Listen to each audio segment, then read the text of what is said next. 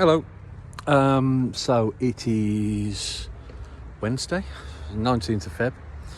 We've just had a full council meeting, North Warwickshire Borough Council, and it's the meeting of every February contains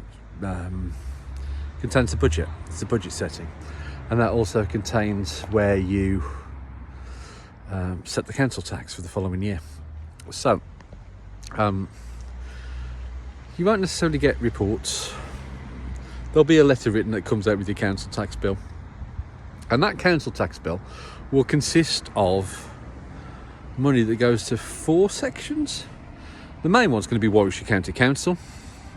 They deal with your big ticket items, education, highways, social care, that kind of thing. There'll be Police and Crime Commissioner. We put a bid in for them for £30,000 for some equipment to support us with antisocial behaviour and youth engagement, and they said no. So we're inviting them to come and have a word. So you might want to question what you get for that chunk of money, because that's pretty much the same as what you pay to North Warwickshire Borough Council. They deal with, that's what we're here tonight, and we deal with planning and bins and leisure centres and environmental health and things like that. So your mid-level, quite local kind of services. And then you've got your parish council at the bottom, which deals with some green spaces and bus stops and things like that, and just things around the village. Now, we had the budget meeting for the parish council a couple of weeks ago, and we went up to, I'm just denting my mum's car. And we went up to, we've increased the precept by 2%. Just 2%. We've been able to try and keep that quite low. But here at North Warwickshire, you're limited in terms of what you can raise it to 2.99%. And again, they raised it by 2.99%. Last year, I voted against that.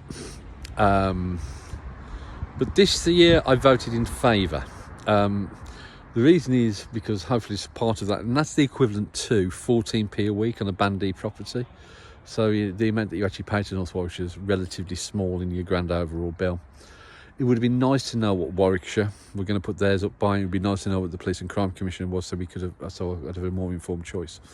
But in terms of what we did, now I put in a request to all the group leaders that when they're submitting their budget proposals, that we got a £55,000 here for an interactive sports wall within the village. That didn't make it onto anyone's wish list. I could have today tried to embarrass some councillors by making an amendment to what was there to propose that.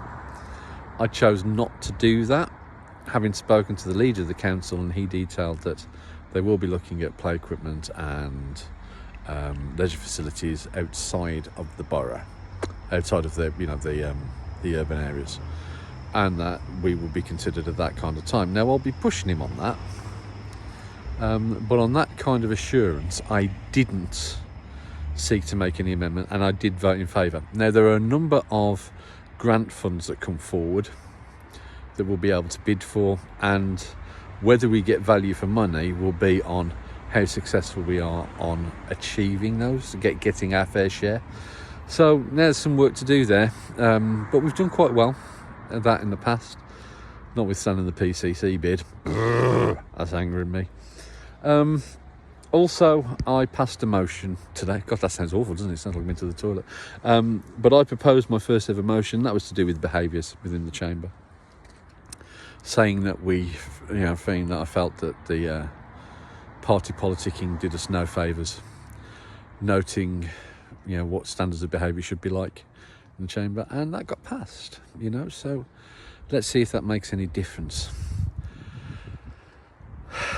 There were 2 items tonight that I could have brought up following that motion or during the course of that motion that I'm not going to do. But I will be writing to the leaders of the group concerned to say, come on. So yeah, that's that. And also, when you talk about political groups, there has been some movement. 2 Labour members have resigned the whip, and are now sitting as independents. No, I'm having conversations with both with a view to forming a further group. Now, that does not mean that we'll all be voting together on various things. I wouldn't be seeking to do that. However, what this would seek to achieve is that it would guarantee our memberships on committees, which was something that I was trying to be sidelined on last year, and they would also be sidelined if they stayed as independents without being part of a group. Whereas as a group of 3, we would get a 1/12 share of all seats on boards, which would be interesting, you know. And also it allows us to act as substitutes for each other on those boards. So at the present time, for the last 2 years, every other member of the council is, if they've been unable to attend a board meeting, they'd be able to send another person from their group as a substitute. I have not been able to do that because I'm in a group of 1, and therefore I would have to, you know, the only person who can substitute for me is me. So this will enable greater representation in terms of boards and ensure that attendance is guaranteed. Now, my attendance record's been 100%, but, you know, there's always the possibility that that might not be the case. So this would make sense. If you have got any objection to this, please do let me know. If you're in favour of it, please do let me know. But that's where we are. So it could change the dynamics of some of the committees significantly. It would also mean that my level of representation on those boards will be greater, and also it will enable us to put people where they are best spent, you know, in terms of their skills and experience. It would potentially allow, for instance, to have a Water-Orton councillor on the HS2 board. It might allow, you know, areas of particular concern to be addressed. So there you go. Hope you're well. I'll speak to you again soon, and thanks for watching. All the best. Bye-bye.